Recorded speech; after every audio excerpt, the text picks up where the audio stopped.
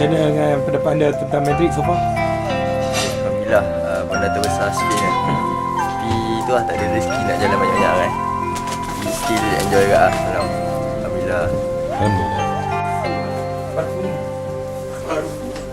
Di sini kau berdiri, berpijak di bumi, menjunjung langit yang luas.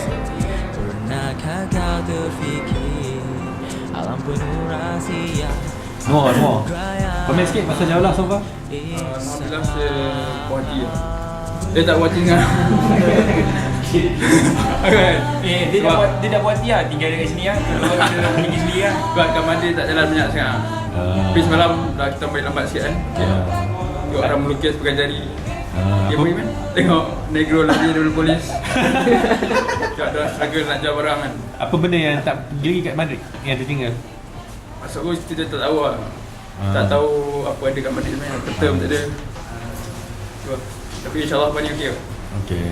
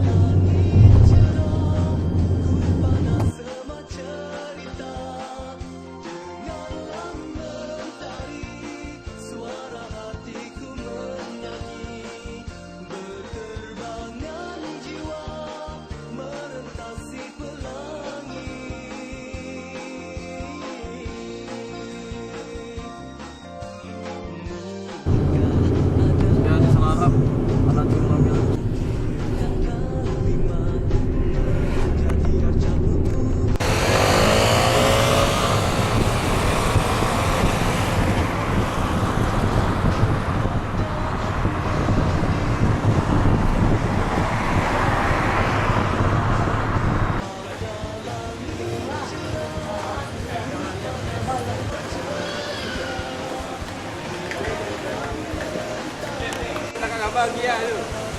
Buat anak enam. Panorama tu pegang enam.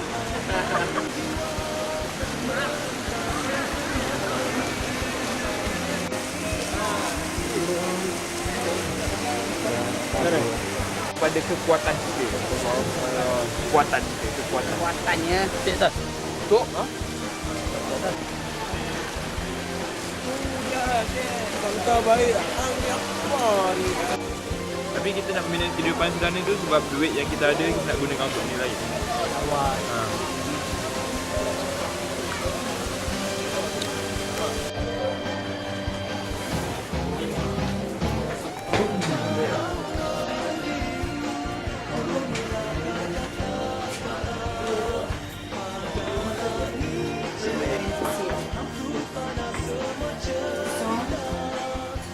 Komen sikit pasal perjalanan kita hari ni.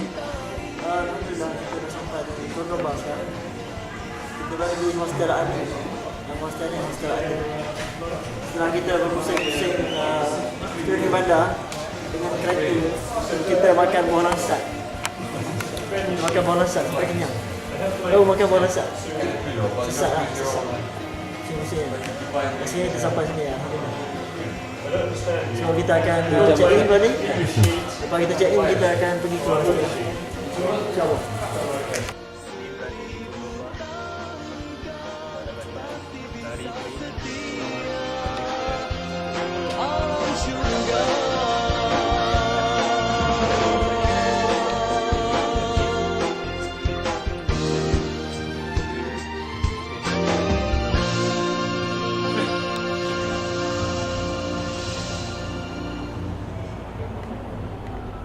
Nak ke sana, kita akan lalu dia punya square, Calella de las Flores.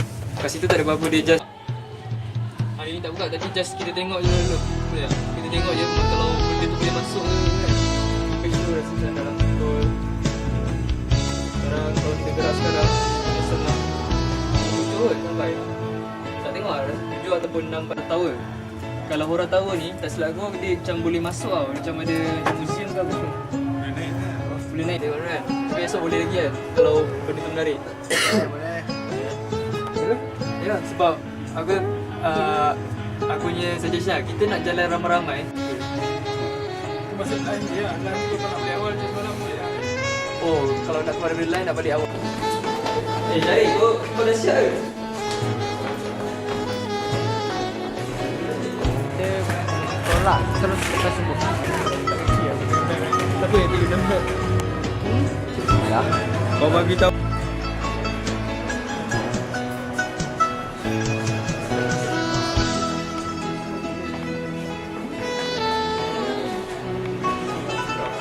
T-shirt ni ada tulisan bahasa Arab tapi tak dapat dipastikan lah tulisan apa, surat Al-Quran ke siapa. So kita yang siasat lah lepas ni. Kita ambil gambar. Mari kita tengok ni apa. Yang tu okey lah. Oh, yang ni memang ada nama Allah ni. Tunjuk sikit nama Allah lah. Mana tu? Okey. Warning. Saya macam tak boleh beli lah. Sepatutnya tak boleh beli. Dan patutnya tak boleh cetak pun. Tak boleh. Dia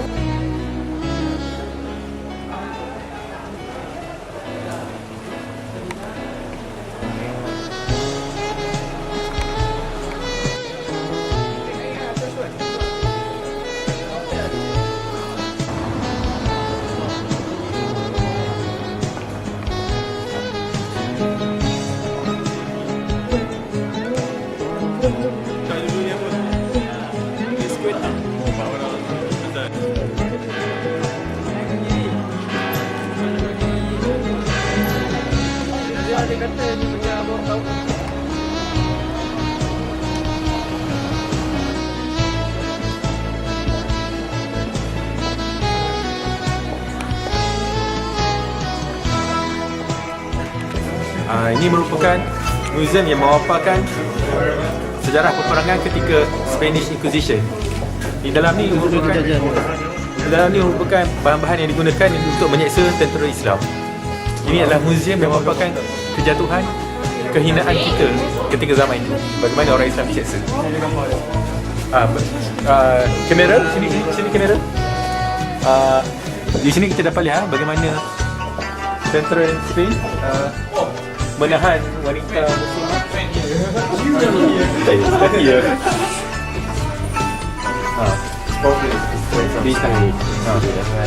Their bias atau arbitrary based usually on difference of creed. Berbeza akidah dan berdasarkan gosip, cemburu, special interest dan berbagai sebab ditahan dan diseksa. Maksudnya wanita muslimah juga diseksa. Dari perempuan. Perempuan? Terbakar. Dibakar. Penyiksaan dibakar.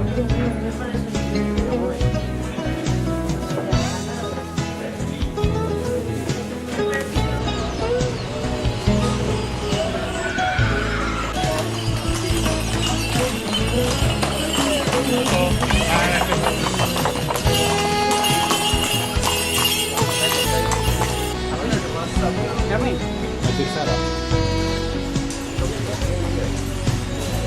Nak masuk apa?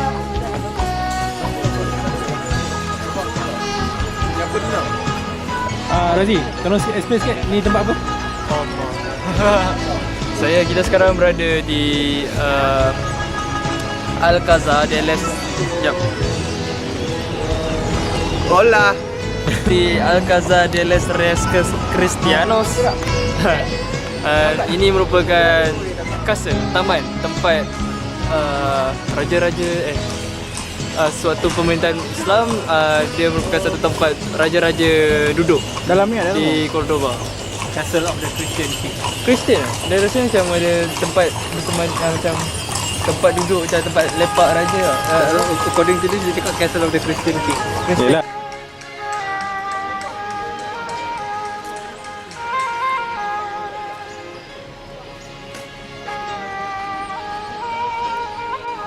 adalah Al-Qazal, tempat di mana raja-raja Islam duduk di sini. Sekarang dah jadi, tak tahu jadi apa. Museum kot. Museum. Masih.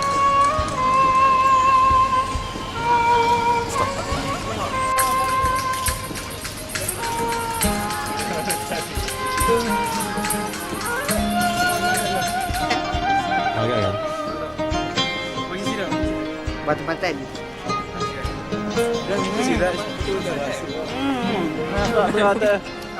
Padahal nak tak ada orang ambil. Amin. Maksudnya apa itu? Amin.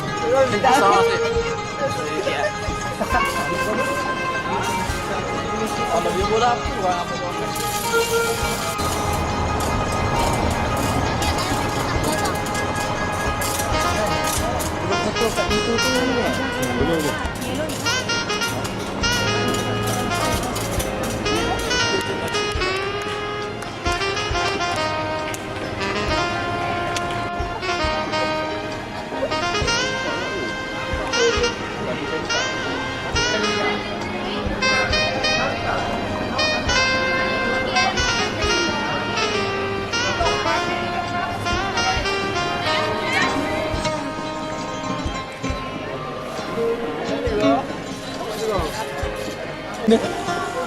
Ni, dia adalah Mesquita.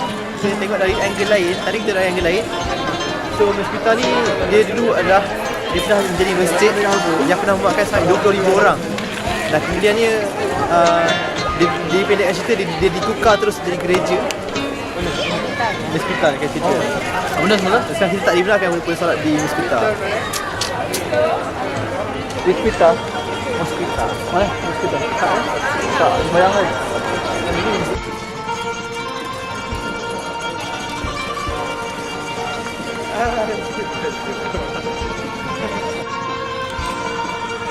Cuma orang diam. Sekarang kita kat Women Bridge.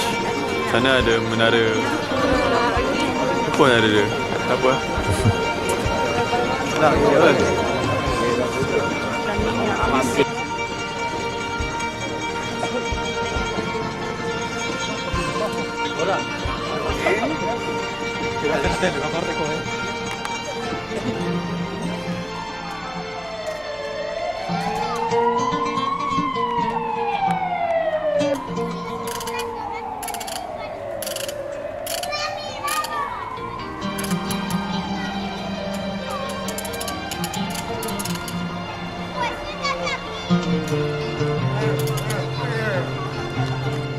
Aku rakam kau. Tak apa. Kau Astrid.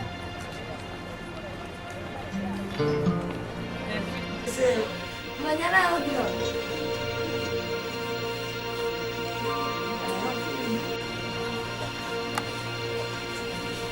Seperti mana? Sekurang.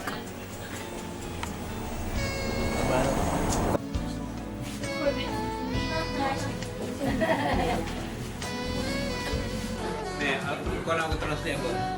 Polong macam chicken. Oh, ini gambar.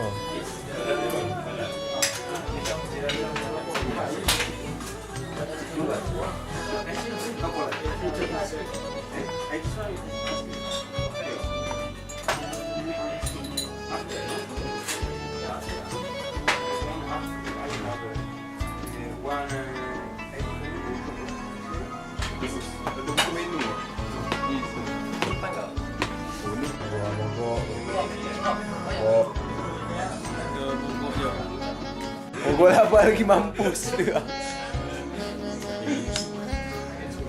Assalamualaikum.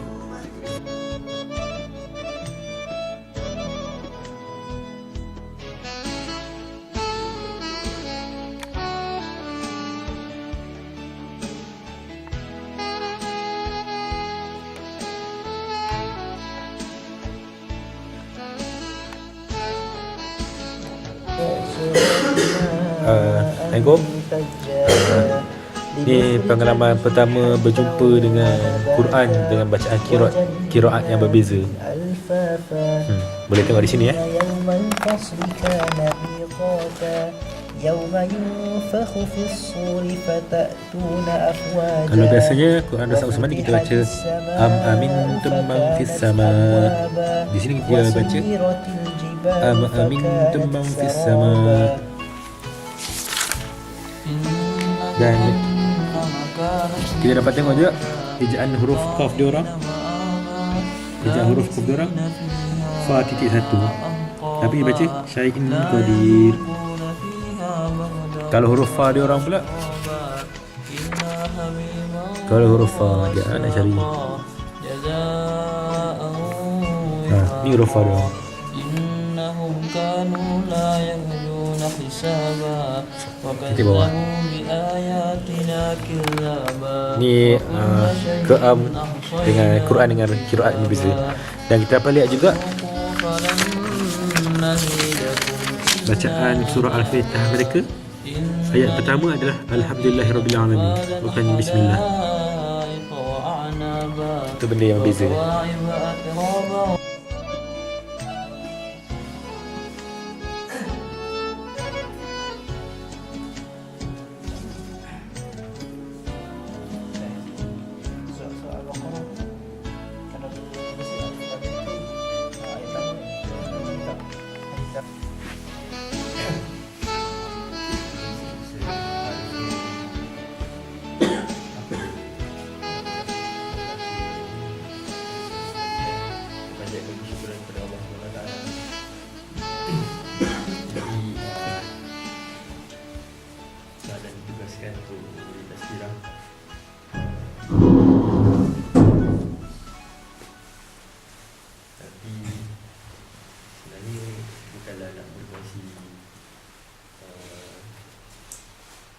Satu bentuk tazkirah yang ruhiah. Dia sebenarnya nak bercerita sedikit mengenai satu tokoh Islam yang mana kadang-kadang kita pernah dengar nama dia, tapi mungkin kita tak pernah tahu dia punya biografi kan. So malam ni nak berkongsi mengenai Ibn Taymiyah, mana orang selalu kenal dia sebagai Hujatul Islam. Betul tak? Kan? Salah. Islam. Ini apa? Syekhul Islam. Abdullah ini. Hujatul Islam tak betul. Yang di sini lain. Sebab kita ada baca besar. Macam baca. Okay, so basically Ibn Taymiyah ni hidup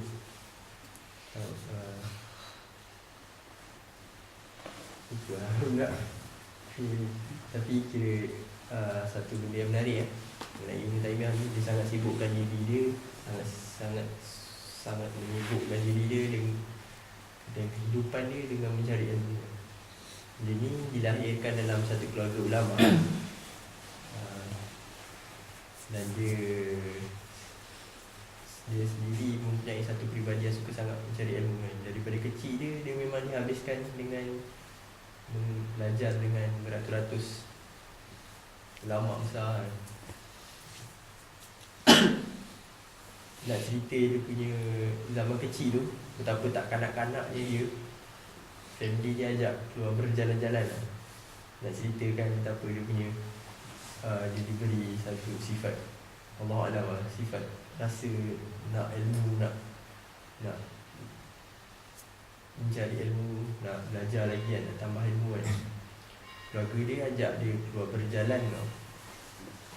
Ajak berjalan. Tapi dia kata dia tak nak pergi. Lepas tu keluarga dia pujuk-pujuk juga kan, tak nak pergi. Macam budak kecil, macam tiba-tiba ajak jalan tak nak pergi. Macam pelik kan. Family pun tak pernah tinggalan. Dia tinggalkan dia. Lepas tu family dia, bila family balik cerita lah pengalaman macam ni kan. Kita orang ni di sana di sini buat tu kan. Tu dia kata tak apalah, dia dah duduk rumah sepanjang kemudian keluarga dia tu, dia kata dia dah habiskan, dia dah khatam, dah hafal satu kitab. Tak hafal bukan dia, tapi jam gila tak kanak-kanak kan, sama kanak-kanak dia. Satu kira sifat dia yang suka kan mencari ilmu kan. Itu satu perkara yang Mungkin kita boleh ponda balik kan. Kita ni anak-anak lagi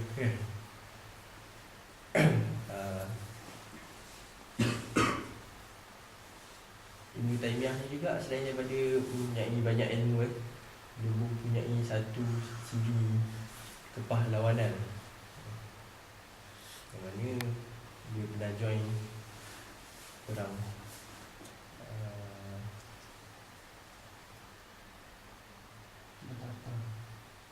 melawan Tatar kan, lawan cucu ni Genghis Khan. Saya tak silap dia lawan cucu Genghis Khan. Time tu orang lain semua tak ada. Ha? Lama Cara apa perang dulu? Perang apa? Itu lah. Jadi macam kira orang lain takut nak pergi jumpa cucu Genghis Khan ni kan. Time tu lah. So Cik Ibn Taymiyah ni dengan selama ni dia siap pergi sound lagi kan. Macam nak berani tak beraninya dia kan.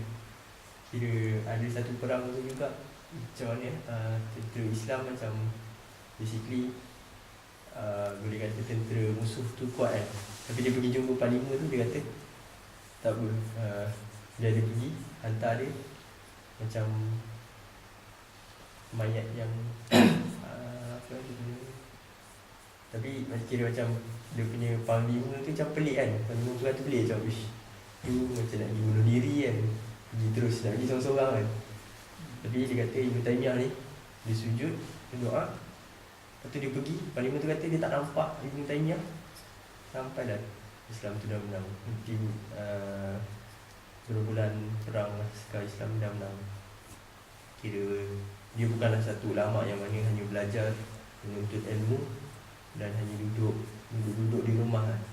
Tapi dia menghabiskan masa dia dengan berjihad kan. Cari ilmu, berdakwah dan berjihad kan. Nak dijadikan cerita Ibn Taymiyah ni dia ada satu sifat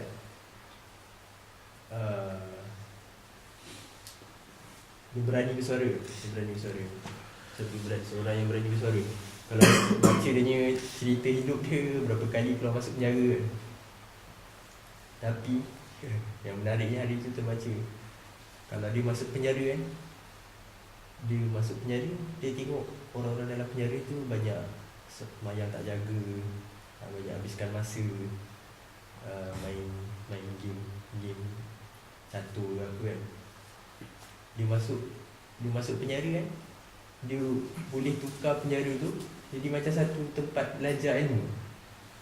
Kira banduan-banduan dalam tu sampai boleh jadi habiskan masa untuk belajar kitab dengan Ibn Taymiyah, hafal Quran, banyak beribadah kan. Kehidupan ibadah tu teratur kan. Kira sampai orang yang dah bebas, patutnya bebas kan, tak nak keluar, duduk kat dalam tu. Tapi tak tahu, tak dengar pula cerita orang yang duduk luar penjara nak masuk penjara kan. Kira tu satu sifat yang bila baca tu macam seorang Muslim tu sepatutnya dia ada rasa sensitif dengan dia punya environment kan. Dan dia rasa tak betul, bila dia tak betul, dia akan jadi proaktif untuk mengubah suasana tu, mengubah keadaan tu, mengubah orang-orang yang sekeliling kan. Itu satu perkara yang boleh kita ambil lah. Ibn Taymiyah tu sebab dia memang dia ada sikap, kalau tak betul dia nak betulkan kan. Kalau dia rasa benda tak betul, dia cakap kan. Dia lebih memilih lah. Even kalau apa, dia ada satu masa tu kira macam raja suruh dia pindah, pergi balik ke Damsyik kot rasanya, ataupun duduk dalam penjara kat Cairo mana tapi macam Azlin sebenarnya sebab ada orang tak suka lah, dia banyak keluar fatwa yang Allah Alam, tak pasti exactly apa fatwa tu kan. Sufi. Kadang-kadang dia banyak kontroversi kat ada punya ni kan. So macam banyak orang-orang yang macam suruh raja, suruh ada pergi tempat lain kan. Ataupun lepas tu macam penjara, raja bagi choice macam sama ada kau pergi ataupun kau duduk dalam penjara kan. Dia pilih penjara ke bagi dia, sebab dia seorang yang sangat tegas dengan pendirian dia kan. Kalau Allah Alam, dia banyak, Ibn Taymiyah ni banyak mengajar kita untuk berpegang kepada hadis yang sahih kan.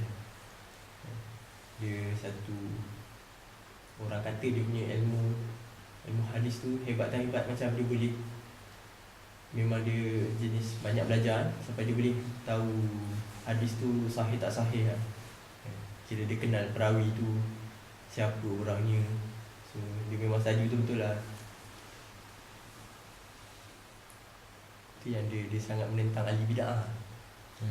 Cara lah. Kira Sufi pun dia ni kan. Itu sebab aku tak pasti lah. Dia memang kira Sufi tu ahli bid'ah.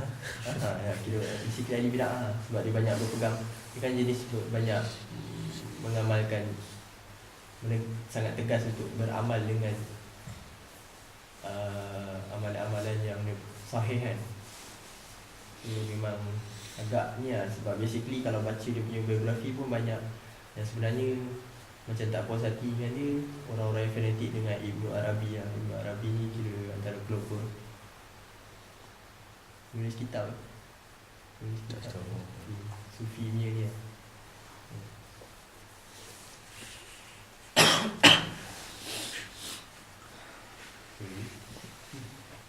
Jadi sebab macam sebenarnya tak ada jumpa exactly artikel yang memang komplit cerita pasal Ibn Taymiyah ni. Sebenarnya korek sana, korek sini, memang top sana, top sini kan. Ya, macam movie dekat YouTube, best. Tapi kira Movie pasal Ibn Taymiyah. Sure. Cerita Arab lah. Tapi ada subtitle lah. Story of Ibn Taymiyah. Oh. Oh, dia satu ni Ibn Taymiyah ni tak, sebab dia jadi clash dengan filosofi Islam tu. Sebab Ibn Taymiyah ni dengan Ghazali ni dia jenis orang yang lawan kemasukan ideologi falsafah Yunani ya. Kira macam biasa lah. Kira Ibn Taymiyah dia belajar juga ilmu falsafah untuk dihentam balik lah. So kira ada hentam juga ilmu Sina semua. Ilmu Sina tu ada orang yang dihentam juga lah. Dia baca Hentam pasal apa? Dia hentam pasal apa? Pasal dia pengaruh ilmu kalam falsafah Yunani. Dia cak ada tiga benda Aristotle punya ajaran. ilmu Maksudnya kalau ilmu kau logik. cerita tadi aku terkejut juga. Lurus bukan nama Imam Ghazali ke? Ghazali ke? Lurus. Dia kena ada macam sains tu. Tapi kira macam kalau ikut Ustaz Islam, Ustaz Asrizal, dia cakap macam Ibn Taymiyah dengan Imam Ghazali ni macam basically dua effort yang memang betul lah tu. Dia nak membetulkan balik akidah manusia-manusia zaman tu kan. Tapi kira macam Imam Ghazali ni dia lebih mental lain sikit lah. Dia tackle masalah ni dengan dua kitab ni kan. Dia dapat dia boleh discuss kemudian. Dia kira Ibn Taymiyah ni dia jenis, kalau ni dia bantai macam tu kan. Kalau ikut ceramah ustaz apa itu, dia cakap sebab Ibn Taymiyah dia rasa memang jenis orang zaman tu kalau cakap elok memang tak dengar. So kira sebab tu dia kalau ni dia cakap lah terus dia memang tegas. Bukan kata dia tak cuba berdakwah secara berhikmah kan, tapi mungkin dia dah merasakan itu yang perlu kan.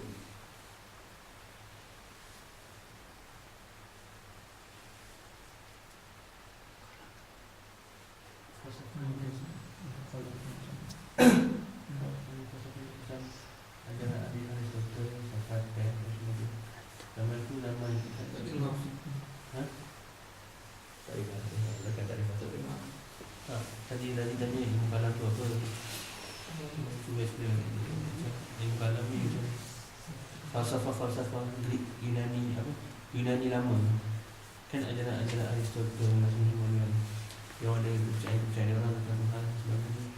Jadi benda tu merasuk dalam pemikiran umat Islam juga. Dan antara yang terpengaruh adalah Ibn Sina. Wallahu a'lam. Betapa kerasnya Ibn Sina hukum, ada ulama yang terus berkafirkan dia. Tapi memang ini bukan untuk ni. In fact Imam Ghazali sendiri menulis buku khas untuk kritik Ibn Sina. Boleh cari dalam buku ni, boleh cari dalam buku tapi tak ingat nama buku ni. Dia kalau lagi tak tentang Islam kau boleh ambil. Boleh. Boleh kan? Tapi benda tu kalau dia ambil terus salah tu. Dia ada ni, orang ada satu profesor itu ada kat mana kat US lah, ada satu conference tu baca blog pasal orang tu yang di conference tu. Kira orang tu kata kalau sebab kena baca, kalau Muslim as a Muslim, kalau nak belajar pasal filosofi kan, better study yang kitab Imam Ghazali tu dulu lah. Yang first tu tapi orang kata study yang kedua tu, sebab yang first tu dia keluarkan for the sake of macam untuk letakkan diri dia di kalangan ahli falsafah lah. Sebab kitab pertama tu dia macam Aristotle sendiri macam ahli-ahli falsafah. Yang ni pun macam kagum lah, macam dia ni memang hebat tu kan. Tapi bila dia keluarkan buku second tu baru dia kritik semua. Macam orang kata kalau kau khatam buku yang kitab yang kedua tu kau faham betul-betul kan, any filosofer yang datang kan, kau nak cerita pasal apa pun kan, kau boleh condemn balik lah. InsyaAllah kau akan ni lah, akan menang lah. Juga lah Ini tak begitu lah kan. So balik pada Ibn Taymiyah, banyak kira dia bagi dia tak ada banyak fatwa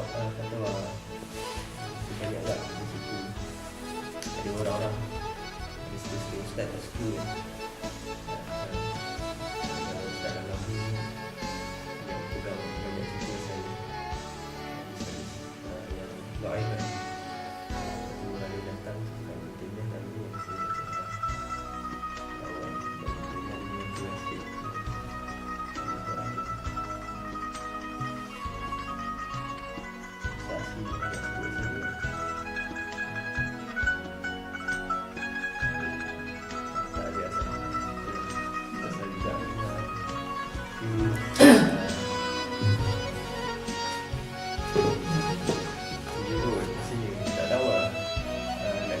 kita sebenarnya just macam nak kongsi sikit.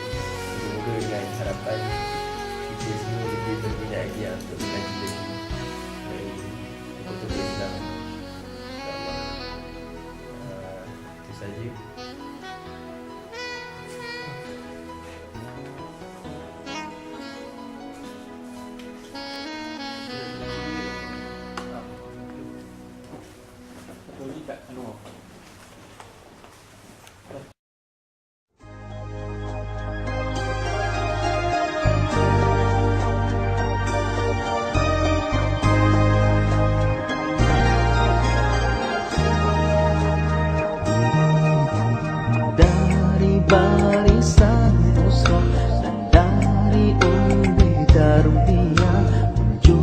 Sinaran fiqh Islah terus mengikuti masa dari Dewan Selesa ke jalanan yang berhamba, pejuang keadilan dan penjualan